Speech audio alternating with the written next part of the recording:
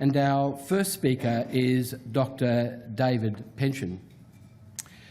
Dr. Pencheon is a UK-trained doctor and was founder of the Director of the Sustainable Development Unit for the NHS England and Public Health, established in 2007.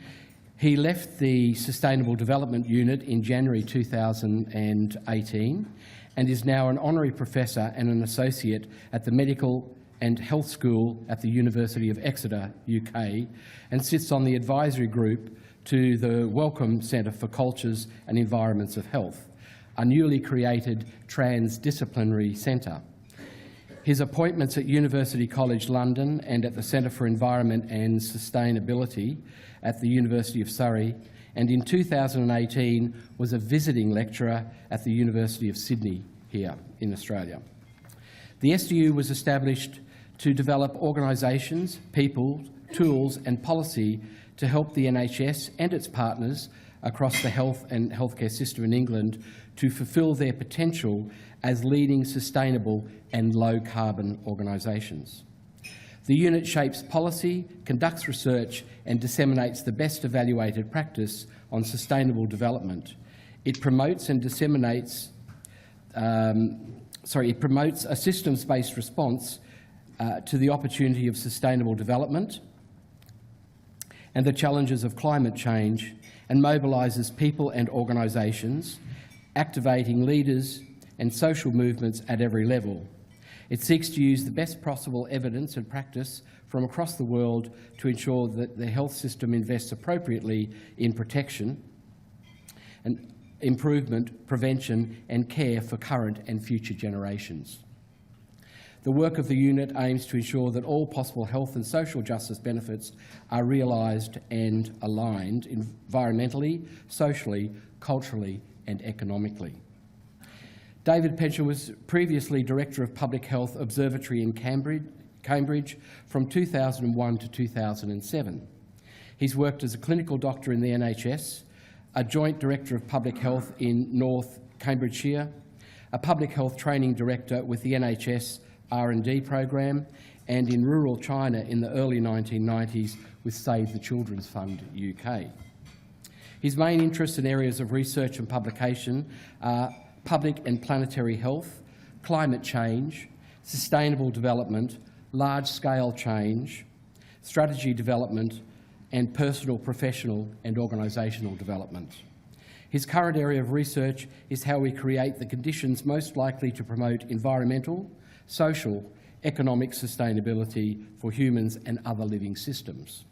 He was awarded the OBE in 2012 New Year's Honours List for services to public health and to the NHS.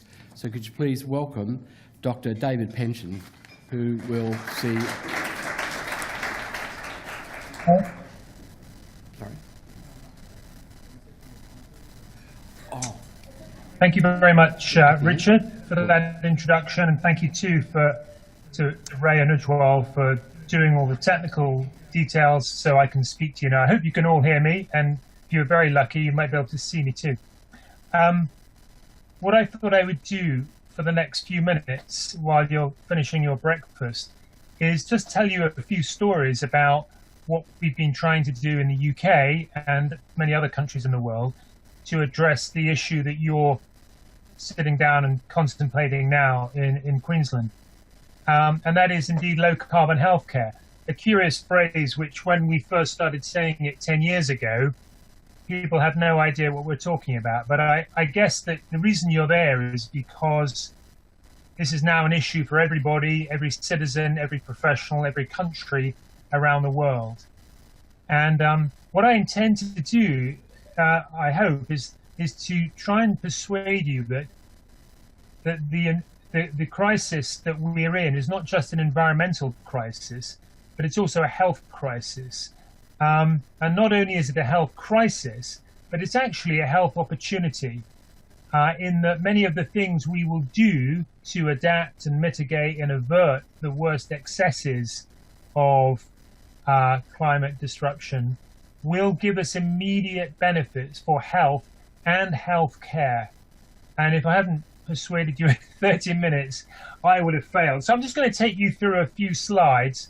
And I know my colleague Forbes McGain is going to talk to you about some of the really pioneering work he's done in Melbourne and wider Australia after I've spoken. And I think we're going to take questions after Forbes has spoken. So if you could jot down anything that you want to ask me or challenge me, then please do, and we'll get to them after Forbes's talk. Now, people, you won't need to be reminded of the fact that we're sleepwalking into a nightmare. The issue about this nightmare is it's a nightmare we know very well. We know what's going to happen if we do nothing. So inaction is not an option. Much as we'd like to deny it, and much as we as health professionals think we're already doing good things, there are things to do for every citizen, every community, every hospital, every general practice, indeed every organization on the planet. And in fact, health professionals and healthcare managers have got a special responsibility because we control, as I'll show you, huge budgets and other issues such as us being civic leaders, if you like. We set examples and we normalize behavior in the healthcare system profoundly, probably more than we acknowledge. When I was a young doctor, doctors still used to smoke in hospitals, and you can imagine what sort of barrier that is to people leading healthier lifestyles. And if health professionals such as managers and nurses and doctors continue to ignore this issue, then someone's going to be very ungrateful in a few decades, and probably sooner than that. So healthcare professionals have been pretty good at looking at the problem. In fact, last year, the Medical Journal of Australia did a very pioneering study about the carbon footprint of the Australian healthcare system, which I think is about the same as the carbon footprint of the entirety of South Australia. And some of you may know Professor Tony Capon in Sydney, who's the world's first professor of planetary health. And historically, Australia has got a wonderful heritage of academics, and one of them you'll hear in a minute, who've really put their minds to this issue and are global leaders. One of the issues you have is one of the issues we have in the UK is we know a lot and we do a little. And it would be very sad if that were written on our tombstones. So what we did in the UK, starting about 12 years ago, and I guess this is one of my golden messages for us all, is you have to measure things. And you as managers will know only too well, if you don't measure something, you ain't going to manage it particularly well. So we've done that in the UK, and as I've just said, you've done it, colleagues in Sydney have done it in Australia too. So we started about 12 years ago, and you see this orange line here is where we need to be by 2050. And I won't go into the details of how this needs to be done, but I'll tell you why we need to be there. We need to be there because of the law, certainly in this country, and we need to be there because of the science. And the scale of that reduction, you need to know, is not about efficiency. This is not just about efficiency. Efficiency plays a part, but efficiency is not going to get us to an 80% reduction, which is what we know, what the IPCC has. There's no scientific issue in the history of the planet where more scientists have agreed on this. So we're not debating whether this is happening. We're debating how we're going to get through this alive. So one of the most obvious questions is, why is the footprint of a healthcare system, be it in Australia or US or UK, so big? So we broke it down and we realized that about 3/4 of it was procurement, and about 15% building energy, and about 13% travel. And so one of the most profound levers you have, both to save money, to improve patient care, patient outcomes now, but also to improve population health in future is look at your procurement budget.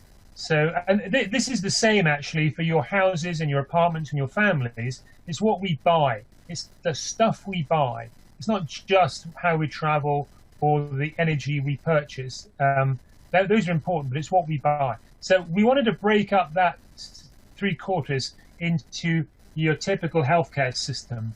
And some of you may know this already, but for instance, one of the huge areas where we are responsible for a big footprint in the healthcare service is pharmaceuticals and med tech. And there are lots of reasons, and we don't really have time to go into that now, but you need to know that pharmaceuticals use about as much, generate as much carbon emissions, greenhouse gas emissions, as the whole energy system of a healthcare system. So just pharmaceuticals alone will generate about as much greenhouse gas emissions as the energy system of the heating, the air conditioning, the ventilation, and the lighting. So that's pretty extraordinary.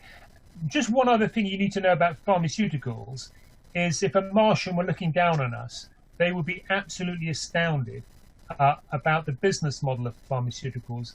And something else we do really well in the healthcare system is waste pharmaceuticals. It's one of you know all this already. It's one of the areas where we waste things on an astronomical, eye-watering amount. You'd never buy shares in the pharmaceutical supply chains and healthcare system. It's just ridiculously badly done. And that's every country in the world. Although there are some very innovative things going on, which, if we have time, we can talk about in after Forbes' talk. Anyway, one of the biggest lessons we learned over the past 12 years in the UK, and one of the lessons I think you might want to reflect on, is for many people in the healthcare system, you know, the NHS in the UK, some of you will have worked there. It's one of the biggest employers in the world. It's not the first thing you associate with climate action, probably because we feel we're already doing good things anyway, and healthcare is an absolute necessity, which indeed it is. But it's how you engage health systems, and particularly how you engage staff, clinicians, managers, colleagues, patients, public, politicians, policymakers, how you do this. And you may have found this already in your, whenever you talk about this, is that if you just talk about science, you'll lose, I mean, it's a very strong argument, but you'll lose people very quickly. And you've got to have many more cards up your sleeve. One of the cards is the law. We'll say a little bit about the law in a minute. And another very important card is the economic and financial system on which hospitals or healthcare systems find themselves in. Now, if I were to ask you a question now about what should we not break as health service managers, one of the things we don't want to break, well, two of the things we don't want to break is, one, we don't want to break the law, and secondly, we don't want to break the bank. That's partly because you'll get fired for doing that. You certainly get fired in the UK. If you're a chief exec or a CFO, finance director, you break the law, you break the bank, you'll be fired. And I guess it's pretty similar in Australia. So we'll come on to some of the legal levers and economic levers in a second. And we're already finding that these are quite powerful with different groups. But the core message remains that, you know, the healthcare system is a big threat on the climate because of its emissions, and the climate is a big threat on the healthcare system, so it's a circular thing. Clearly there's the health issue. Interestingly, we often don't talk about the health issues, but you know very well in Australia, in fact, you're better placed than most people in the world to look at the health effects of drought, the health effects of heat waves, the health effects of vector migration. So you don't need someone like me to tell you about that. We also have an ethical responsibility as professionals, as public servants. We have an ethical duty towards future generations. And we're doing wrong things, not in ignorance. We know very well what we're doing. But actually, if you're an operational director of a part of a hospital or a healthcare system, you will want to be resilient. You'll want to have security about the way you deliver your services. And ultimately, we will all be scrutinized, we are scrutinized, and we are accountable for our actions. And ignorance certainly won't be any excuse. So really one of the important things that for you all, and you know this, is the role leadership and legacy plays in how you play out the remainder of your career. Because this issue ain't going to go away. It's going to get bigger. So one of those entry points, one of those ways of framing it is to simply look at the financial case. So I've just done some calculations. Since 2007, from energy measures alone in the NHS in England, you've saved about £1.5 billion. And that's money that can employ nurses, build better healthcare facilities, pay for better treatments. That's money kept in local health economies. So it's very important, even if people don't think climate change is an issue, most of the actions that avert, mitigate, adapt to climate change are going to save you money. And sometimes save you money very quickly. Your return on investment, as I'll show you, can be as little as 2 years, which is probably what it needs to be in order to get through. I mean, many more innovative organizations will have a return on investment longer than that, but we probably need higher returns on investment shorter in the health service. So here's an example in northwest England of a big hospital. You can see it's a hospital. It's got a big car park, built in Victorian times. So here's an example of a hospital not being fit for purpose. It needs renewing, and next to it, you'll see here's the new hospital. It's smaller, it's cleaner, it's cheaper to run, it sees as many patients but has fewer beds. It takes much more advantage of modern technology. But perhaps the most important thing is looking at what happens to the old hospital after the new one is built. And that's getting rid of most of it. And now we don't do that very much. We're not very good at closing out-of-date health facilities. So the second lesson I would have for you is, and again, you probably all know this, but the future is always better healthcare, but it's not always more healthcare. Quite often, healthcare or more healthcare is a sign of failure, not a sign of success. We'd all like to say we're now leading and building bigger hospitals, but actually, think about it, a lot of healthcare is delivered because we've failed further up the preventive tree. A lot of issues we deal with in hospitals are essentially preventable. Even type 2 diabetes. Type 2 diabetes, you probably know, consumes between about 7 and 10% of most industrialized healthcare systems costs. Costs us about £8 billion in the UK. Now, type 2 diabetes is largely, not entirely, but it's largely preventable. And that's one condition consuming 8% of our budget. So not a great way to run a healthcare system. And if Martians were looking down, they'd be flabbergasted. So here's another example in Northern Ireland of a energy system in a hospital. Now that energy system has been operating for 13 years. It paid for itself within less than 2 years. And it's not just getting the money back that's important. Year after year after year, that generates income. Now, you know, if you look at a map of the globe and look at one of the hottest, sunniest, most educated, industrialized countries in the world, where you're going to invest in solar energy at scale, then you would pick Australia, and you all know that. But even in this country, I know this blue sky here, but I assure you this photograph is taken in England. This is a photograph of a hospital roof. The interesting thing here is no capital was required by the hospital to do this. This is in North Staffordshire, and £250,000 was raised by public subscription on a community-owned solar system on a hospital. And much of the money that feeds back tackles local fuel poverty.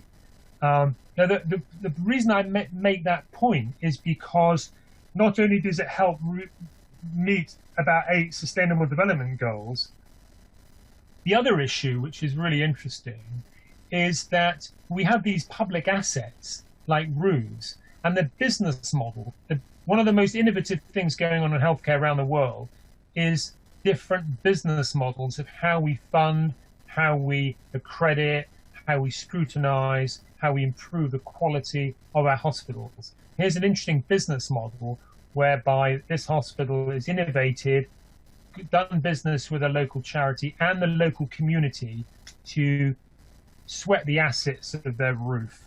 So you look at any hospital roof, especially in Australia, and if it's not covered in solar panels, you might as well be putting money down a drain. So I spoke about the law. We're very lucky in the UK. We have some really interesting laws. Here's one of them. That in fact it's very little known and very poorly implemented that public bodies like hospitals and health centres are required to consider how the services they commission and procure might improve the economic, social and environmental well-being. Not just the cheapest, but this is, as some of you will know, some of you with a finance background will know what triple bottom line accounting or integrated reporting is. And triple bottom line accounting and integrated reporting is something that is almost undoubtedly going to be a very much bigger part of our language in the future. And it's really transformed many of the ways in which we account for the quality of the healthcare we deliver in England. So some of you from New Zealand will know that the budget there has been released in the last few weeks, which is focused entirely on well-being. Now, the reason I put this up here is because it's got global attention, and it's breaking down this artificial barrier about people who would argue we cannot afford to be environmentally sustainable. We cannot afford to spend more of our money saving money on healthcare systems. So if you haven't had a look at this, it's a very good exercise and a very innovative exercise in bringing together financial sustainability, social sustainability, and environmental sustainability. And in Queensland, I'm sure you've all read this, but you have a human health and well-being climate change adaptation plan. And when I just browsed it, I noticed on page 10, there are financial and legal consequences for directors, investors, and governments who fail to account for climate change risks. So this is really about accountability and about understanding what our professional responsibilities are. This is not about a bit of greenwash on the side to look good. This is about how we embed this issue of our times into our whole business model for running our health and care systems. One of the things we learned was you have to take the public with you. And in fact, we've been, funnily enough, I mean, I don't think you should tweet this, but in many ways, we've been more successful with the public in the UK and with economists and with health service managers than we have with some clinicians. I know that might surprise you to think that clinicians are not always the most flexible group in the world. But it's interesting, and we've needed this because quite often we would be challenged by saying the public would not wear the health system investing in environmental issues, which ultimately have a very big health and financial benefit. So Margaret Chan, the previous Director General of the World Organization, made this one of the defining issues of her term as Director General, as does the current Director General of the World Health Organization. So these are global issues of which no country is immune. So one of the things we did, and one of the things you can do as a manager, you probably know, is set very important examples. And this used to be the mantra for the NHS in England, high quality care for all. But it's actually changed now, and it's now high quality care for all now and for future generations. One of the things you must surely know is that we in the health service, whether we're a manager or a clinician, are crisis junkies. We just love crises. And one of the reasons, and sometimes we actually bring them on for the pure fun of trying to solve them as technocratic exercises. So we're not a future-proofing organization like many organizations are in the world. So it's worth bearing in mind the important messages we send out by what we do and what we say and what we buy. Some Royal Colleges have embedded this in their quality dimensions. Now you as experienced health service managers will all have your own framework for quality, and you'll recognize a little bit of what this is, whether it's from the IHI in the United States or from your own Australasian Royal Colleges or from UK Royal Colleges. But sustainability is an action on the wider determinants of health, the social determinants of health, the environmental determinants of health, are increasingly dimensions of quality. And that is very much reflected in the way we report on what is a hospital a good hospital, is a unit a good unit. I just thought I'd put this in because a week ago, Simon Stevens, who's the chief executive of the NHS in this country, did a very big talk, a very important talk about. Now, he wouldn't waste time talking about carbon footprints if he didn't think it was important for patients and public and the public purse. And I don't know if you can read that, but here he was saying that the NHS has cut its carbon footprint by nearly 20% over the past 10 years, whilst growing its clinical activity by over a quarter. And what's more, he's absolutely up for setting more ambitions for cutting the carbon footprint.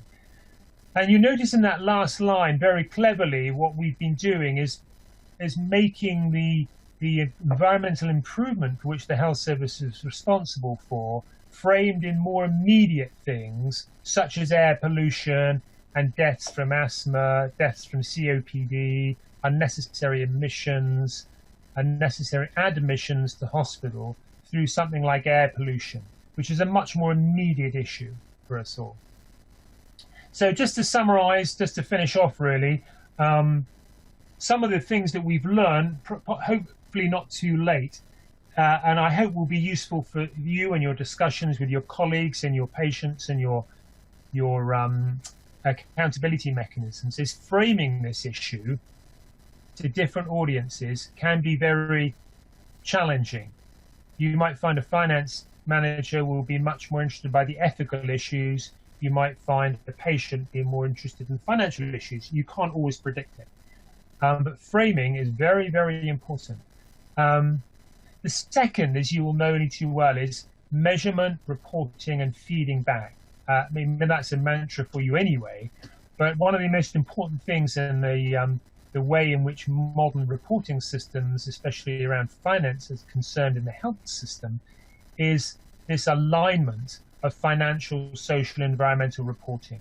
Now that means the social and environmental reporting are on the same level of importance and scrutiny as the finance. It's not a little paragraph at the end of your report saying, we've changed a few bulbs and put in a few cycleways. That's not that. It's about a much more systematic environmental reporting on which many, many organizations in the world, commercial, public, are reporting way better than we are in the health service. The third thing is levering change with your procurement budget. Most people out there who supply goods and services to the health system are pulling their hair out because we simply go for cheapest. We don't go for the best quality, the most ethical, and sometimes wants things that save money over the longer term. Now, one of the issues I'm sure you have in Queensland in Australia is that you might well turn around and say, well, we don't have the laws to make us do this or to help us do this. So, and that was true for us about 12 years ago. But what we did was we took non-binding expectations and we normalized them to make politicians braver to pass laws which seal good practice. It made good best practice normal practice.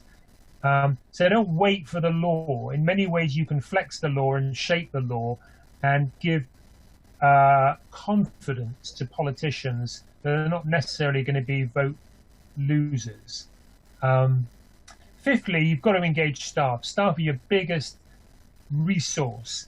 And most of your great ideas, I'm sorry to tell you, will not come from you. They will come from staff, but they won't come unless you actively listen to them and encourage them to contribute neat ideas. Most of the things we've done at scale and pace in the UK started from very small acorns, from innovative people who were doing it despite the system, not because of the system. And finally, just understand that climate breakdown is a health risk in the same ways that poor healthcare delivery is a climate risk. I mean, the healthcare system in the UK is responsible for about a quarter of all public sector emissions. There's no point saying it's 35 million tonnes. That doesn't mean anything. You've got to put it in terms that make an impact on people.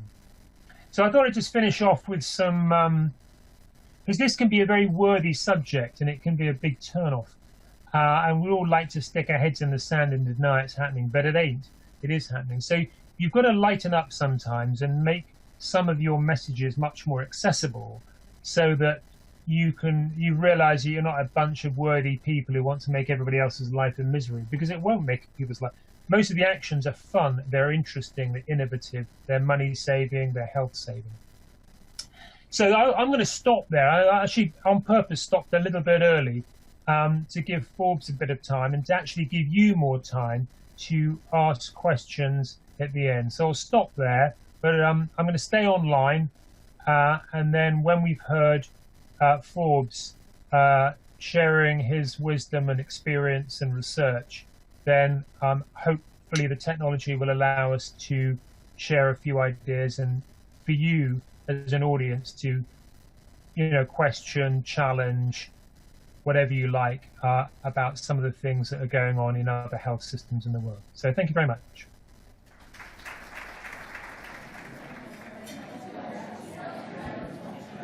Okay, ladies and gentlemen, we might start with our second speaker.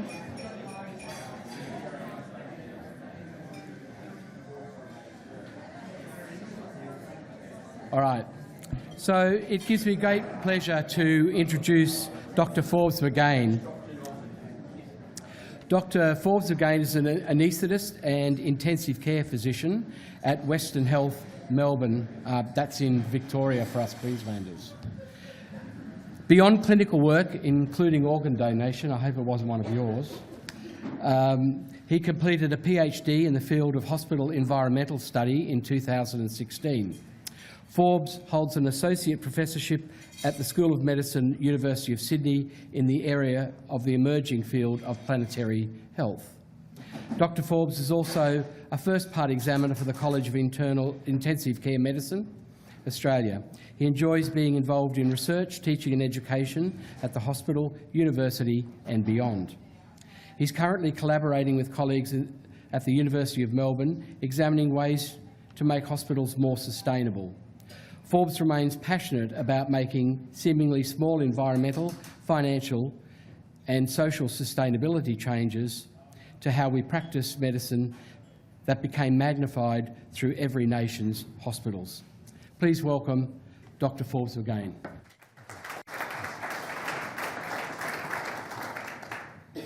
Thank you, everyone. Thanks for the Australasian College of Health Service Management. Can everyone hear me? Good. Okay, great. So a high carbon career, I could safely say that I've certainly had one. And I think most doctors have, if you think about what we get up to. So I'll just move, that doesn't seem to, no, we've got advertising on that. I'm not sure what that one is. So I'll just point to that, unless. So even though my wife may disagree with this statement, work does matter more than home. Work matters much more than home because I only have one home. And I'll give you examples of things where we've made changes to the effect of reducing our carbon footprint or reducing energy use, reducing waste. That is much more than one household. It's tens, hundreds of households. So I think that point is really important. I won't talk about some of the things that David Pencheon really the global perspective until towards the end. I'm going to focus very much on my sort of story. And I should have said thank you very much to Linda Selvey for getting me along here as well, and to everyone else who's been involved in the process. Because I think that it's just through stories that you begin to make changes with and that resonate with others, particularly nurses who sometimes feel very powerless in the world of. They go through this cognitive dissonance because in the end, a lot of the waste, for example, is the nurse. The surgeon gives the waste to the nurse. And then the nurse has to say, well, I would have recycled this at home, but I throw it away. Okay, so, and it's that process that I think we have to change with time. So for me, this really started around Alice Springs back in 2006, when I started to think a bit more about all the fun I was having, but also all of the ramifications of what we do on a day-to-day basis. Then I went back to Melbourne, and you can see we first started with waste, physical waste, because it was sort of easy. It was so obvious. It's not like CO2, which it doesn't smell and you can't see it. With waste, there it is. We started with just some wrap. People said there wasn't much of it, so we deliberately just dumped 2 days. But that's just 2 days from 6 operating theatres, so it's not very much. But it is a lot when you start to look at it. And so you think of Royal Brisbane, which might have 15, 20 theatres, so you'd have like 4 or 5 times as that much. It's just sort of bulging out the sides, and it goes on and on forever. So that was where we started to convince people, well, actually, this is a problem. We can do something about it. This sort of recycling was easy because it's a very defined product. It gets recycled in Melbourne. It doesn't go off to China, and so it's actually a valuable product. And it gets turned into plastic benches and tables and things like that. So that was one of the first things that we started with, a bit of recycling. Then, courtesy of our friends in Baxter, I'm going to talk about Baxter in positive light and perhaps not so positive light later on, but that's okay. We've done some really exciting things with PVC recycling. Some of your hospitals in Queensland certainly do that as well. It gets turned into pipe. So that's your intravenous fluid bags, it's your face masks, oxygen tubing. There's now about 120 hospitals, I think, around Australia and in New Zealand now that are recycling PVC. There's about 150,000 of these bags produced in Sydney per day. And likewise, you can imagine a very similar sort of number of these produced per day. So very large scale, very exciting to be involved in. Really, it only cranked up when we were doing it in a small scale in just a few of our hospitals in Melbourne at Western Health to begin with. But it was when the companies got involved, Baxter in particular, that said, we can help you, that it made such a difference. It made a real transition. So when industry gets involved in things, it really can change things quite dramatically. And so you go, as I mentioned, from one household of waste. I would hate to think of how much waste that we've actually would otherwise have been lying around. You could imagine my house, my street, my suburb basically full of this stuff if we hadn't recycled it. So it's a good example of how the changes can be made from a very small beginning but to much larger change.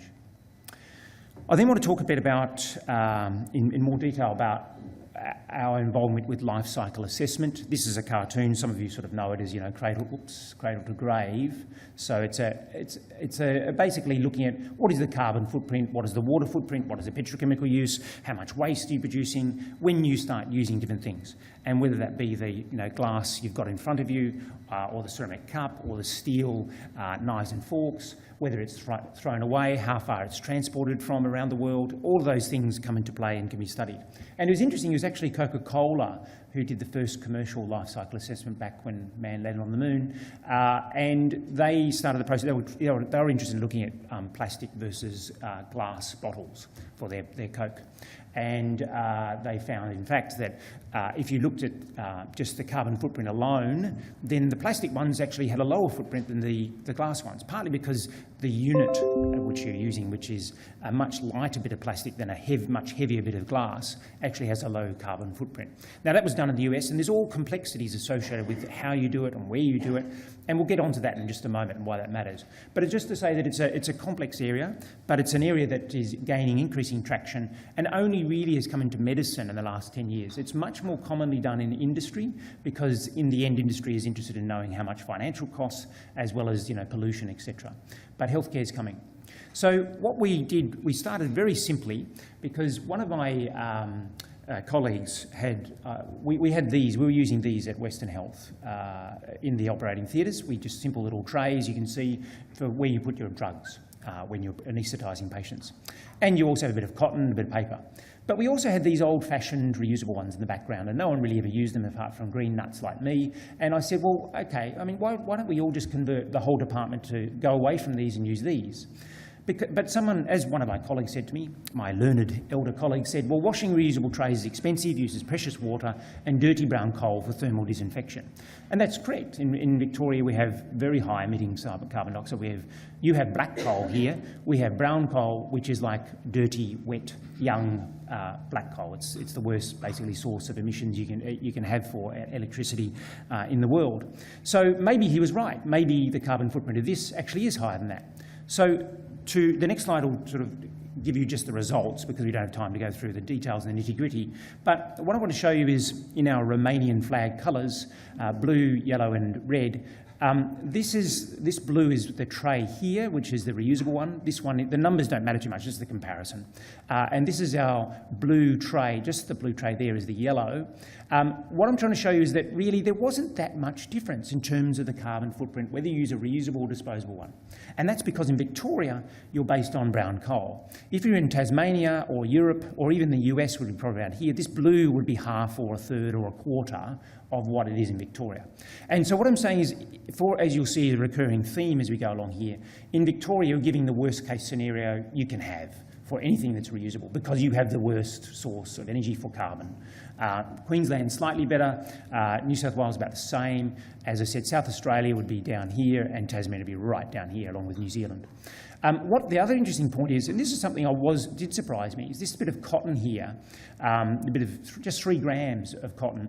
Actually, that's contributing to most of that red. So if you think about it, the yellow and the red was actually the combined one, because that's what that product is. Now, whether or not you use that or not is irrelevant, because you have used it. You've opened the packet. So what we found, what was interesting about all this, is that at the end of a day in the operating theatre, you might find a stack of these things lying around, all stacked up on top of the anaesthetic trolley, because no one's used them, because they're still clean. And so we can go, wow, I don't want to throw it away, but it's sitting there and it's just stacked up, and then eventually someone throws it away. And so it has been thrown away. So what I'm saying is that even if you were to consider, so what do we get out of this is that we said, well, okay, it probably doesn't matter in Victoria whether you use from a carbon footprint one of those two, but we need to change this. So you could either just package this or have that, and have this as a separate. Now, sure, you'd have to open them when you need them, but you'll be opening far less than what you would have if you're opening it every single time. I only give this as a small example of where you can make change. I also mentioned that water is really interesting. Cotton is a shocker for water. Cotton, the water footprint of that bit of cotton there is far greater than the water footprint of that bit of plastic, which is the blue. As you'd imagine, the water use in making plastic items is nowhere near what growing cotton is and using the cotton for a gin in the manufacturing. So it's another sort of story of just an example of water. You could look at, the amount of petrochemicals used, the amount of aquatic or terrestrial pollution from these things. There's all sorts of other ways you can look at the environmental footprints of different items. What do we learn from that is that the other important part is we went behind the scenes and we measured all the time and motion study of the Central Sterile Supply Department of the hospital to see how much time was being required to wash these. And it was actually very small. The upshot of it all is that we saved, by converting from those to them, we save around $15,000 a year. It's very small. It's a very small amount of money, but it starts to add up when you start to think of an entire healthcare system, and the fact that we're doing that now for 8 years, so that's $120,000. So it does add up with time. I then want to talk, I won't talk too much here, but I'll just say there's some other things we did which started to become a bit more complex. One of the ones we looked at was reusable versus disposable central venous catheter insertion kits, which we use often in intensive care and anaesthetics in the emergency department. And without dwelling on them too much, I'll move to the next stage by saying that there's a whole series of different studies we did of life cycles. And this one I want to talk about a bit more. This is where we went slightly mad, and we measured everything that was being used in the operating theatre that was anaesthetic equipment for an entire year. And so here's your breathing circuit, here's your laryngoscope handle and blades we use when you're putting tubes down people's throats, here's your face masks. So there's simple little things, but lots of them used. At Footscray Hospital alone, you're using about 10,000 of these a year, another 15,000 at Sunshine, another bit more. So it's about 30,000 all up at Western Health. So you start to get into large numbers when you think about how many you might be throwing away. What we did is we measured, as you could imagine, the Central Sterile Supply Department. You're measuring how long it takes to wash these things. You're looking at the electricity and water use, labour costs, all of those things were taken into account to work out a reusable version of those versus a disposable. Why did we do this? Because the head of CSS, or the head of perioperative services, said to us, well, everyone else is using disposable now, we should use disposable because it saves money. Oh, what's the evidence for that? There is none. Oh, okay. So we're just going to do it. Yeah, that's called healthcare. Okay. So I'm being very sarcastic there, but not too sarcastic. And so what I'm saying is that we need to be really, we have to, as Pencheon was saying, we have to measure things. And that takes a lot of time and effort. No one really wants to do it. But I think it's really important because you'll see that it informs what we're doing. What we then did is we measured, you can see this is the back of the steriliser, the front part's over there, wrapped in silver, and we hooked up wires and we got Wi-Fi going, we measured for a year the electricity and water use of the steriliser. And we did Wi-Fi because I wasn't going to sit there for a year, but it was really important to go through, and without going to the details too much, one of the offshoots, which was not originally planned in this, is we actually changed how we use the steam sterilisers, and we actually switched off 10 houses of electricity per day by using the sterilisers more efficiently. So I don't have 10 houses, I negatively gear none of them, I just have one house, and so we turned off 10 houses along the street though. Yes, the next day, of course, they built 10 more in Melbourne, but that's another story. So financial costs, what do we get out of this? We found that we're using, without going through the details too much, of using reusable versus disposable anaesthetic equipment, so all the breathing stuff we're mentioning. We save about $5,000 a year per operating theatre. Now, we've got about 20 operating theatres, so it's $100,000 a year we are saving by using reusable anaesthetic equipment. That's actually really powerful. It starts to tell the story, and they say, oh, well, we won't change.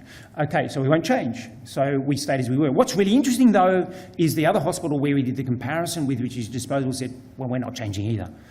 Ah, okay, so you're just going to lose, actually, they were a bigger hospital, Austin Hospital, and they're not going to change. So that's where it gets really interesting about, wow, how do you make change outside of your own hospital? I can't do it. I really can't. And I think it involves all of us working together to do that. So what is really interesting, though, is once again, is this story of carbon, is that in Victoria, it's a hard sell. Here we've got, as I mentioned, our reusable equipment. The numbers don't matter too much.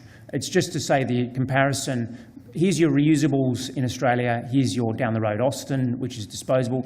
The disposable ones actually have a slightly lower carbon footprint.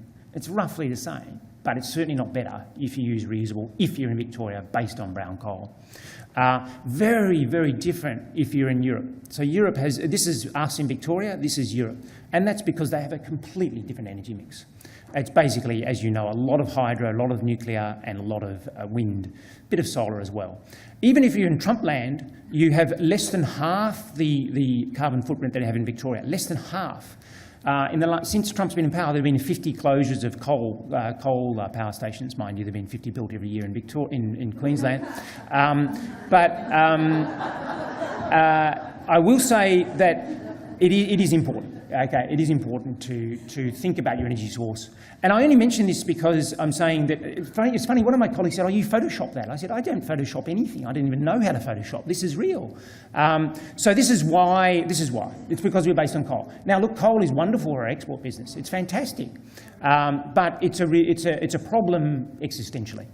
And what I'm trying to say is that the reach of coal is actually very deep. It's not just about the lighting. It actually goes to the point of whether you use reusable or disposable things. It's actually quite deep and much deeper than I actually thought. David Pencheon mentioned this study. I'm going to come out now and go from the small to the big and talk about this is the carbon footprint of Australian healthcare. This is two colleagues, Arunima and Manfred from Sydney Uni, Scott from Melbourne, and myself. We looked at the carbon footprint of Australian healthcare. It's similar to the pictures, so we won't drill it, that David had, but it's just basically saying that there is a carbon associated with every dollar we spend, regardless of how we're spending it, but depending on what sector, the Australian Bureau of Statistics has about 250 sectors, then that will have a different footprint.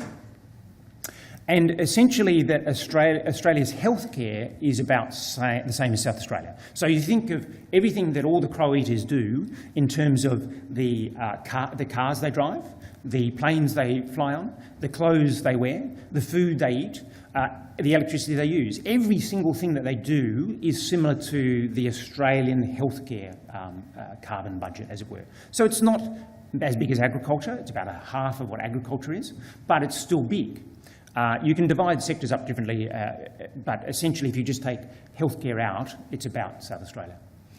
Another way of looking, we went into a little bit more detail, is you can start to see a breakdown there of different sectors. And once again, you'll see that the green, which is pharmaceuticals, is about the same as what David and co measured in the United Kingdom, and actually is very similar to what the US study and US and Canadian studies have shown as well. So it's sort of coming through that pharmaceuticals is a really big one. What I will say also really importantly is that general practice is only 4% of the total carbon footprint. That sort of makes sense because general practice is just small. They're not running 24 hours. Everyone's not eating lots of food in there, and there's not lots of electricity being burnt and equipment and all the rest of it. But what I would say is that general practice is really important to reducing everything else, because having a good general practice system and public health and all the rest of it is vital to reducing the carbon footprint of everything else. Preventive health. As you'd expect, the big part of the story, the big part of the pie was public hospitals there, private hospitals actually being quite important as well, but pharmaceuticals we took out sort of separately. Even though there's a lot of pharmaceuticals used in hospitals, we took them aside and just said, let's just have pharmaceuticals by themselves and see what happens. And you can see they're really big. In terms of other things that we're up to, this is just a very recent statement in the Australian-New Zealand College of Anaesthetists.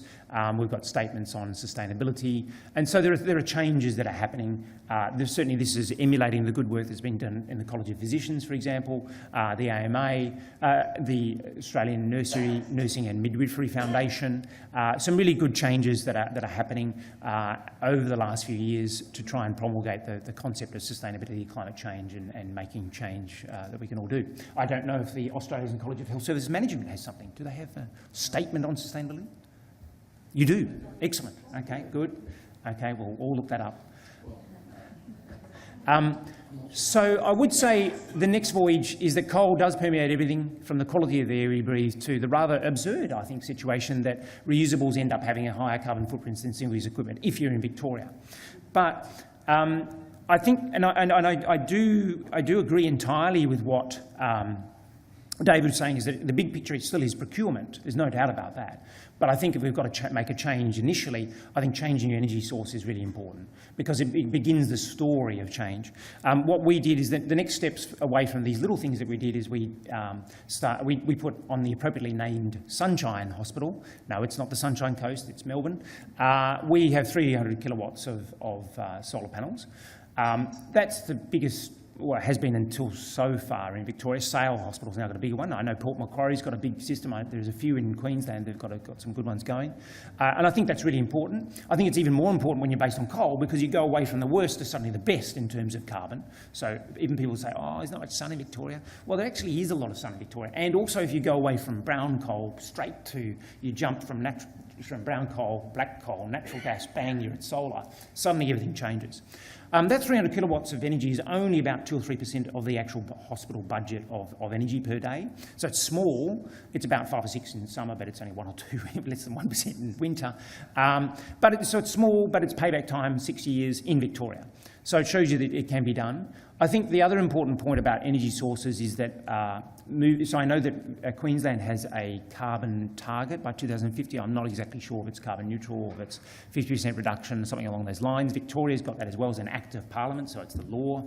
I think we can make moves as a group to try and change that and to move towards that and to be leaders in the field.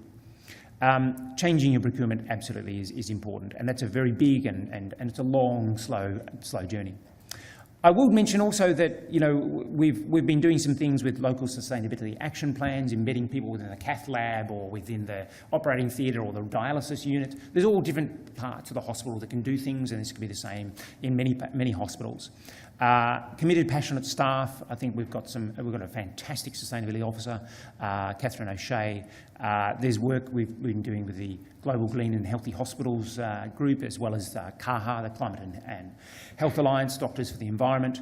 I've mentioned that. And there's also, but I do stress, and this is what David talked a lot more about indirect sustainability. You're not necessarily doing it because of the environment. You're doing it because it improves patient health and has social and environmental benefits. And I think the whole concept of, reducing smoking rates, alcoholism, diabetes, obesity, hypertension, all those sorts of things are absolutely vital. And the GP does an amazing role for those sorts of things, but we in hospitals need to be pushing that as well.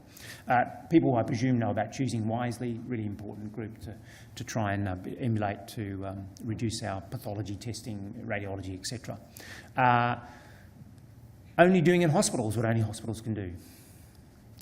Now, I have to mention here at the end my little area, because it just shows you once again of what can be done at the individual level. Certainly from the anaesthetics, we're sort of unique because we use gases that have high global warming potential. We use nitrous oxide, the laughing gas, and we use desflurane, which have similar and quite high carbon footprints. About an hour of desflurane is about 2 days of general anaesthesia with another agent called superfluorane, and it's equivalent for that hour to burning about 30 litres of petrol. So it's saying that you can actually do things at an individual level that actually have much greater changes. Work matters more than home. I will say also that actually, for those who know Tasmania and Melbourne, Cape Grim, which is the CSIRO monitoring, they're part of a worldwide gas monitoring system. They measure CO2, methane, nitrous oxide, all the big ones that are global greenhouse, but a lot of other smaller ones as well, the hydrofluorocarbons. Cape Grim is smashed by the westerlies that come all the way from Argentina for most of the time, but about once a week or thereabouts we get the northerlies blowing. They get the northerlies blowing from us, and it's quite interesting. They smell Melbourne. It's a really interesting one, and I'll show you that. So smelling Melbourne, this is Cape Grim. This is data from CSIRO. I mentioned Cape Grim. And you've got a gas I'll get onto in a moment, but you've got hydrofluorocarbon by 22 and 134, carbon monoxide. So carbon monoxide come in the tailpipes of cars, for example. You can see there's a background and there's a peak. And that's Melbourne coming along. So imagine here's like the 24th, so you've got your westerlies blowing on Cape Grim, and then bang, here comes the northerly from Melbourne. And here comes the nitrous oxide and the carbon dioxide. They're all coming along. So we can smell what's happening on the planet. And I only mention that because here is something that's in parts per million, and you can see it's actually about 410 now. This is 2018, so it's risen by about another 5. So that background is now 410, and then it jumps up by about 20 parts per million. And similarly, you can see the anaesthetic gases. So actually, we can measure in parts per trillion the anaesthetic gases that are coming from Melbourne. It's quite astounding. We're measuring parts per trillion now, and the guys reckon we're going to be able to measure further with time. But the main point I want to mention is that we are changing this planet. There's no doubt about it. We can measure things. This is about 350 kilometres away from Melbourne, and we pick up the smell of Melbourne coming south in Tasmania every now and again. So I do think that, that atmosphere, don't forget that when you get to Lhasa and Tibet, you've lost half your atmosphere that we can breathe anyway. Half of the atmosphere is gone. People say, we can't change the atmosphere. It's so big. Well, it's actually not that big. And it's pretty thin, and we are changing it fast. So I do think that there are certainly things that you as a group can do. I think even writing to your, we have health purchasing in Victoria, but you probably have a similar purchasing network that you might have for public hospitals, and certainly for other non-public hospitals as well, of changing your energy mix is important, as well as changing your procurement as we go along. Thanks very much to the operating theatres at Western Health, Catherine O'Shea, College of Anaesthetists, College of Intensive Medicine, Doctors of the Environment, and I should mention Climate and Health Alliance. Thank you.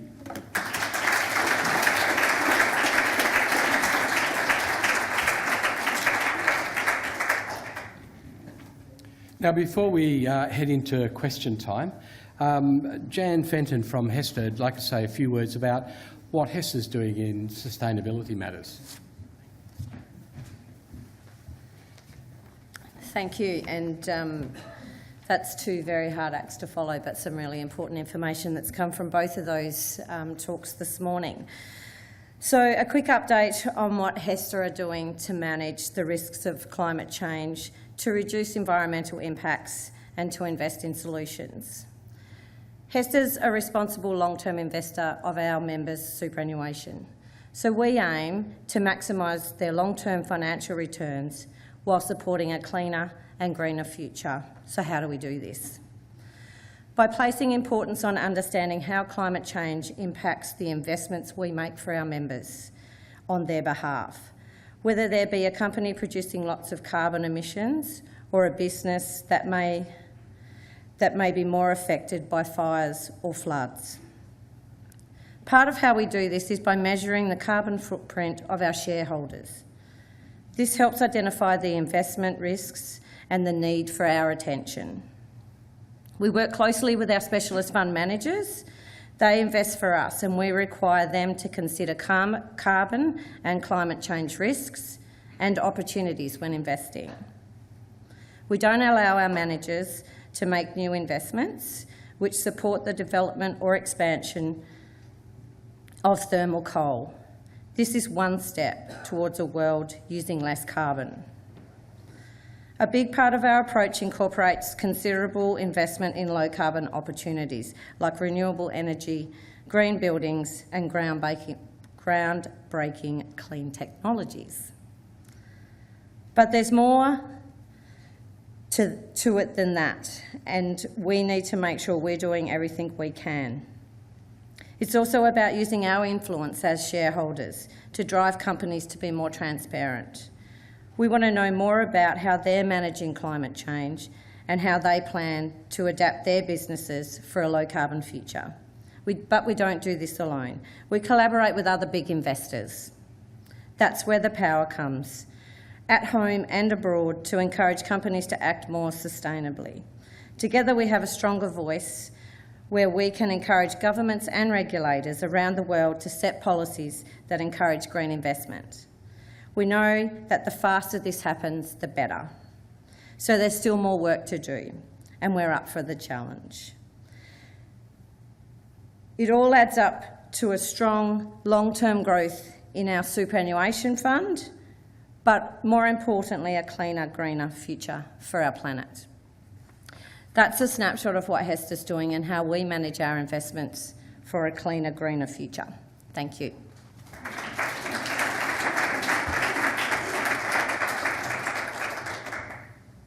Thanks, Jen.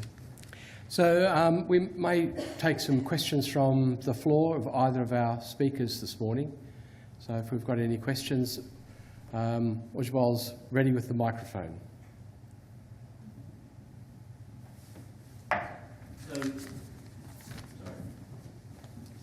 Jerry Fitzgerald from QUT.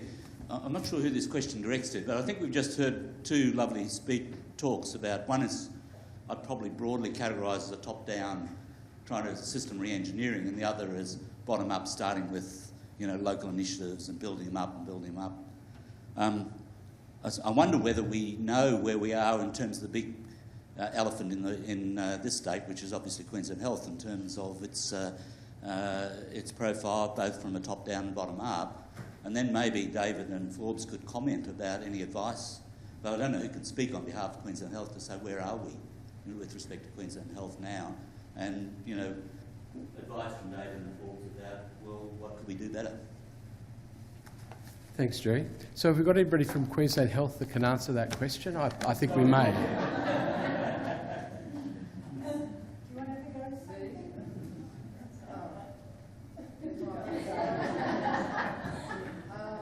Well, we've been working, a team of people across Queensland Department have been working on developing an approach to climate change, trying to give effect to the adaptation plan that David presented, and we'll see how that's been a process of engagement with ACHSM. I think the point about going both ways is really timely about engaging of staff. So obviously one of the exciting things was a workshop we held with representatives from the Hospital and Health Services, and I think a lot of staff there are looking for permission to do work.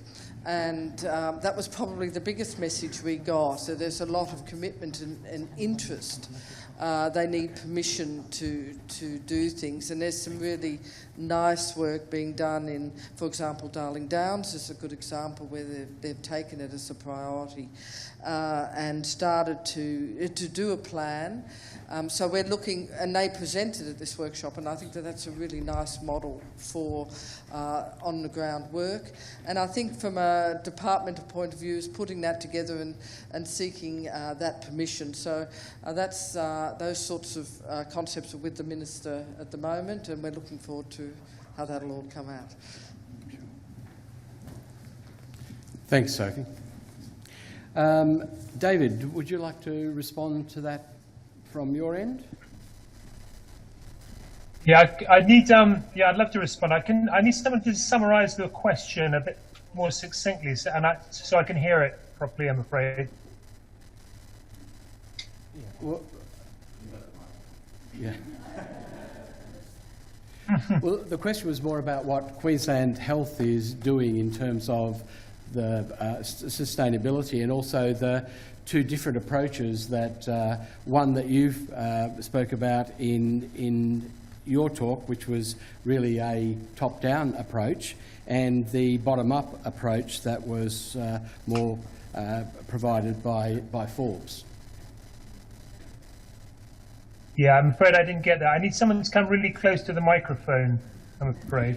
I'm I don't kind know of if almost on it. Ray but can help out here. It's more about the top-down approach, and I guess it's taken from large organisations. You've spoken about the NHS. We were asking more locally in terms of Queensland Health or the Queensland Department of Health, what they were doing in either top-down or bottom-up approaches to sustainability.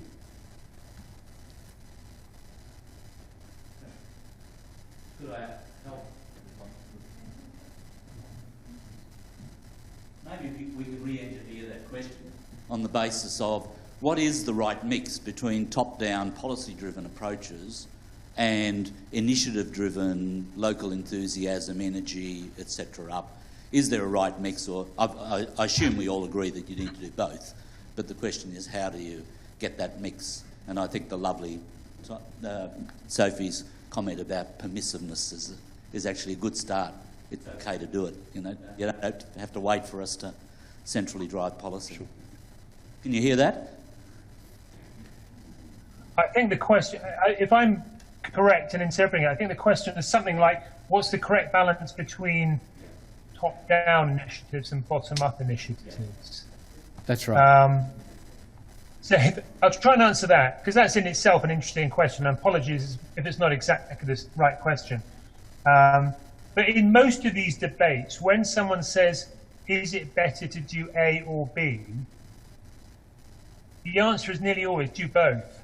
But you've got to get the right balance between it. And my experience, and I'll preface it by saying experience is sometimes a very poor source of good quality evidence, is that you do need local people showing that things are possible in order to get people at the top of any organisational tree to, let's say, systematise that, generalise it, and make it possible.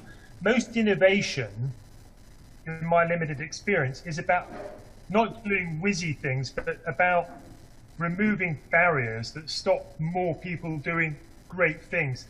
I mean, health services are great at innovating, but they're terrible at generalising learning and systematising it. They always say that if McDonald's finds a better way to fry a chip more tastily and cheaply, it'll be in every McDonald's in the world in 72 hours. Now, health systems are not like that because they're run by tribes of professionals who know better. But yeah, you've got to have people who are willing to take risks, and also to say we tried and we succeeded 9 times, but we failed once. In this country, being a health service manager is a bit like being a football team manager. You make one mistake, big mistake, and you're fired. Whereas in the US, you're not really considered a fully blooded manager unless you've made a few big mistakes and learned from it. So, you know, I think we fear failure too much to innovate and experiment. But I would add that it's all very well innovating in a local place, but it's very difficult to say that what works in place A will work in place B. And I think that's why a lot of the things we've done are based on principles, but they need to be applied differently in different situations. But what you certainly cannot have is letting 1,000 weeds grow. You've got to let 1,000 flowers grow, 1,000 flowers bloom. If you make it completely free for all, it becomes utterly chaotic, and it's not a learning system by any means. So what I would say in answer to your question was probably, I'm not directly answering your question, but I do think that you as a group, something very powerful you could do is actually go, at the state level, is actually writing to whoever supplies the electricity contracts and those sorts of things and saying, we want to be part of this. Climate change is a health issue. And if you have the signatures of yourselves and potentially your CEOs of the hospitals, it starts to become powerful. And we've done that at Western Health. Myself and a few others, and the CEO, countersigned, have written to the health purchasers in Victoria saying, we want to be part of this. How is it that the universities can be going carbon neutral by 2030?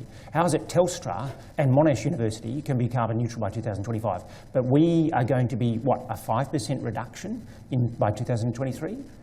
And yet climate change is a health issue.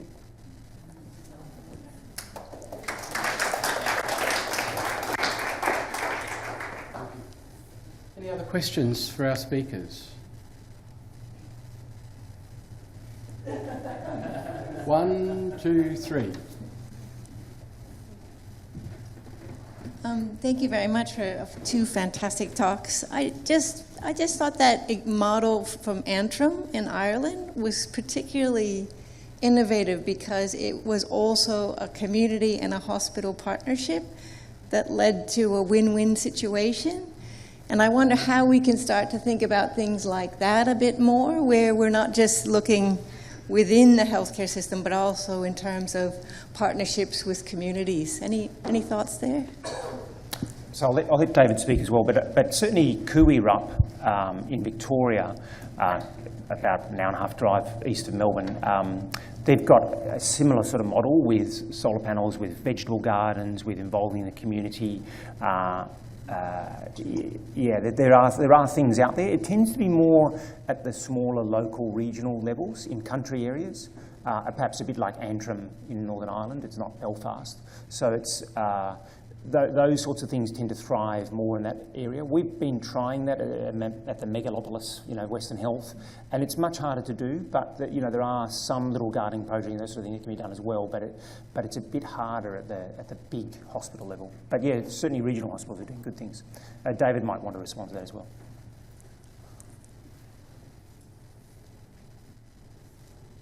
David, did you want to respond to that? Okay, thanks. Well, I think Ray has very kindly typed out the message. Yeah,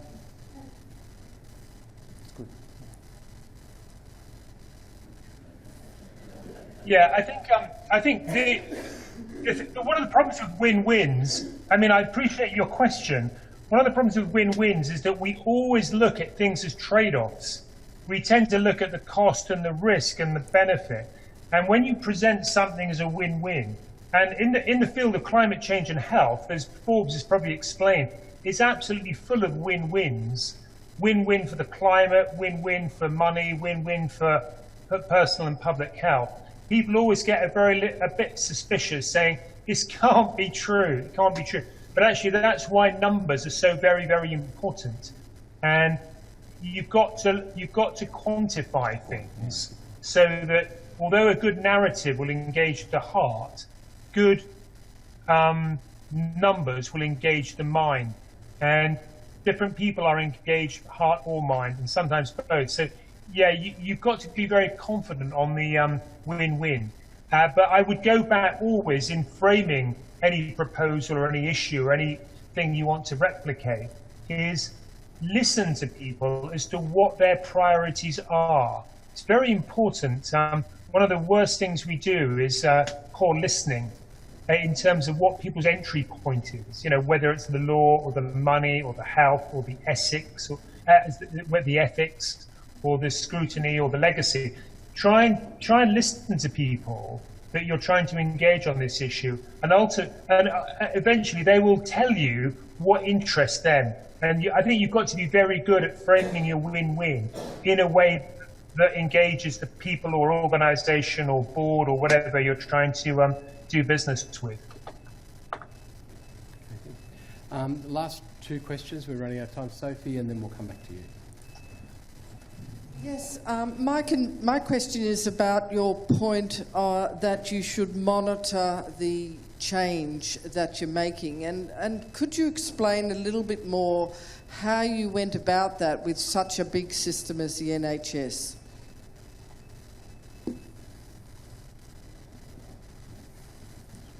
I'm waiting for Ray to type the question.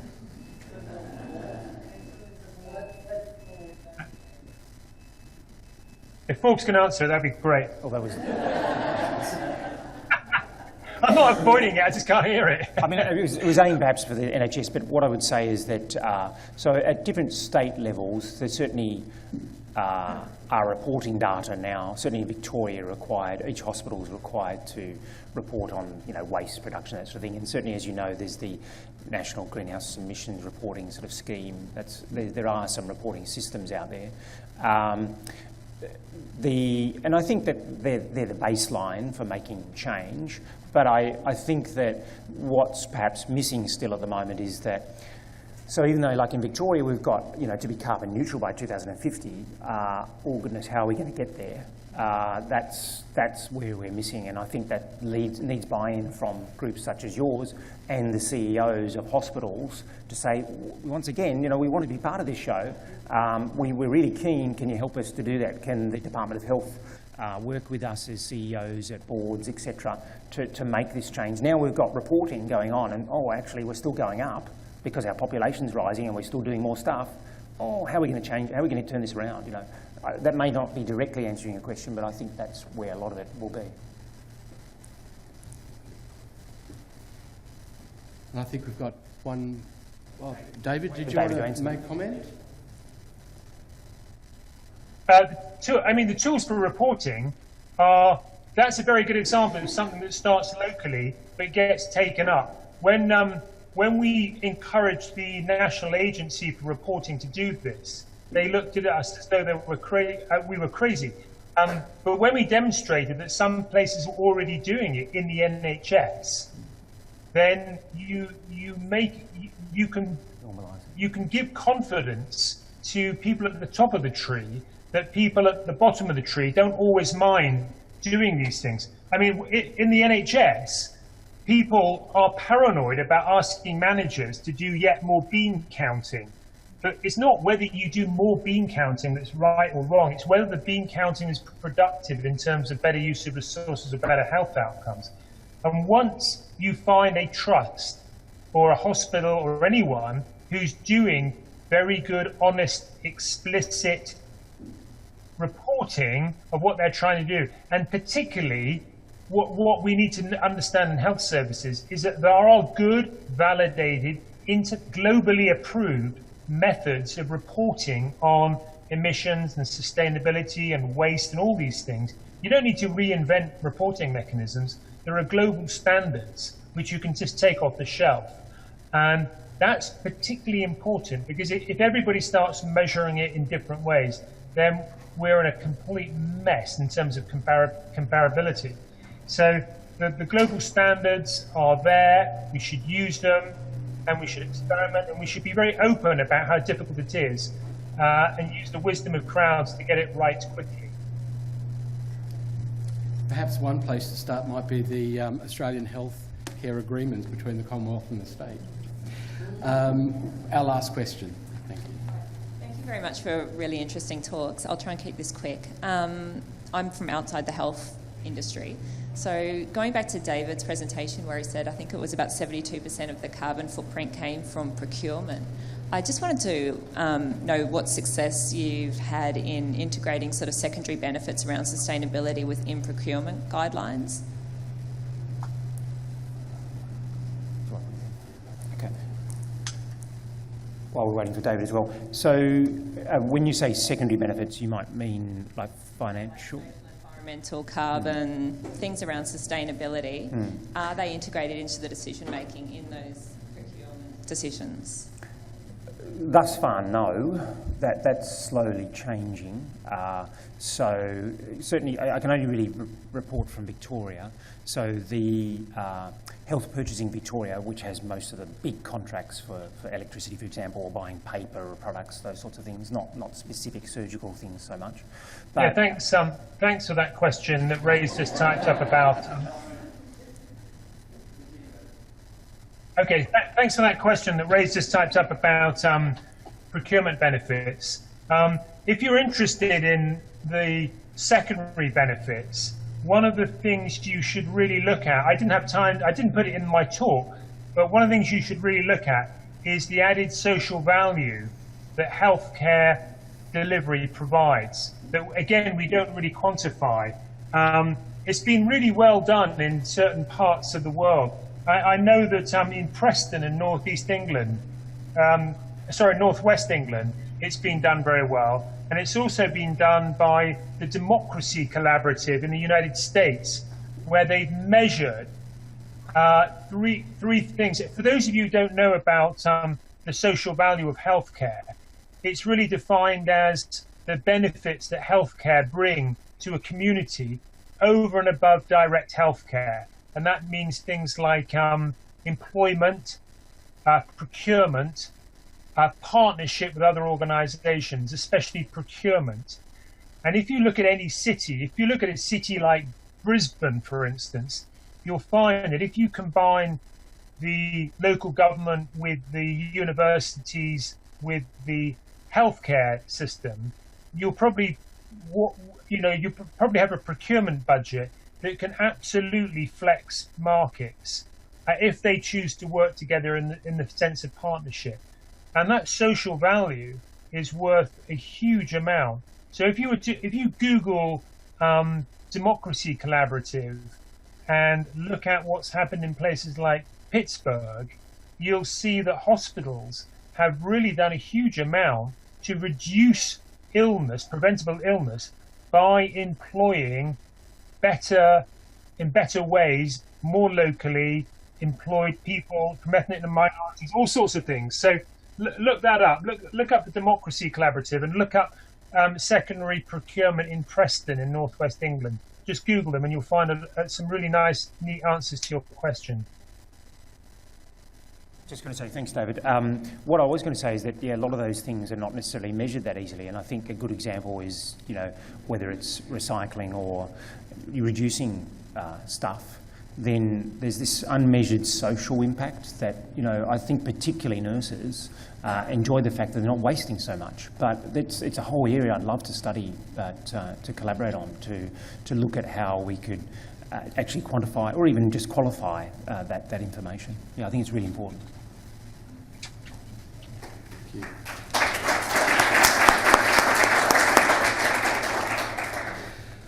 Well, I'd like to take this opportunity to thank both Dr. David Pencheon and also Dr. Forbes McGain. I think we saw a distillation of a great deal of ideas and the top-down, bottom-up approaches.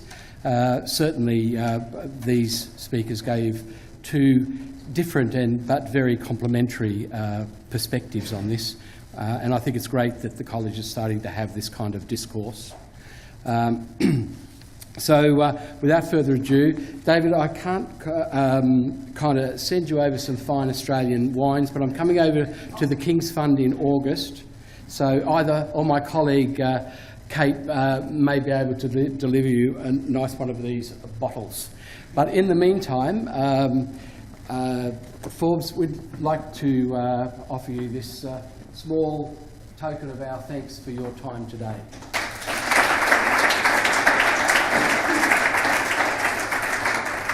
And before you leave the podium, I'd like you to draw one of these cards out for the lucky door prize. Simone Elias.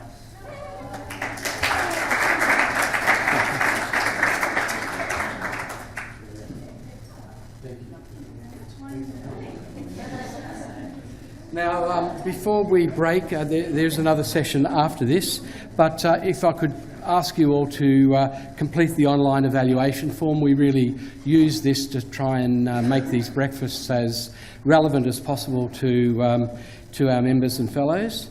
And we look forward to seeing you at the next event, which is the Director General's Breakfast Forum on the 19th of June. Thank you all for your attendance. This is one way the college keeps its head above water, and your support is really appreciated, so thank you.